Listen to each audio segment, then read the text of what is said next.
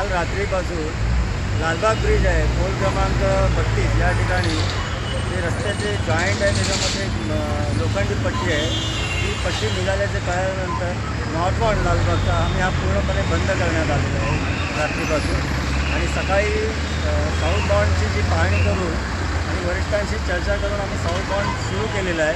त्यामुळे वाहतुकीला कोणत्याही प्रकारचा अडथळा नाही आहे आणि वाहतूक व्यवस्थित सुरळीत पार पाडलेली आहे. तसंच योग्य तो बंदोबस्त लावण्यात आलेला आहे. आणि नॉर्थबाउंडचा लालबागचा ब्रिज जो बंद करण्यात आलेला आहे त्या बंद केल्यामुळे थोडा जी ट्रॅफिक मुवमेंट आहे नॉर्थबाउंडची ती सुरळीत चालू आहे, पण थोडं धीम्या गतीने चालू आहे. अशा पद्धतीने आम्ही योग्य तो बंदोबस्त लावून वाहतुकीस कोणत्याही प्रकारे अडथळा होणार नाही याची व्यवस्था केलेली आहे.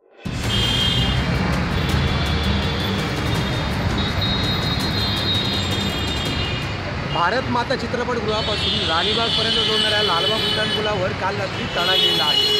अवघ्या 5 वर्षांमध्ये या पुलावर तडा गेल्यामुळे याच्या बांधकामावरती सुद्धा आता प्रश्नचिन्ह उपस्थित होऊ लागला आहे. काल रात्रीपासून हा ब्रिज वाहतुकीसाठी बंद केल्यामुळे आपण पाहू शकतो या मार्गावरती कशाप्रकारे वाहतूक कोंडी होऊ लागली आहे. भायखळा वाहतूक पोलीस वाहतूक कोंडी कमी करण्याचा सातत्याने प्रयत्न करत आहे.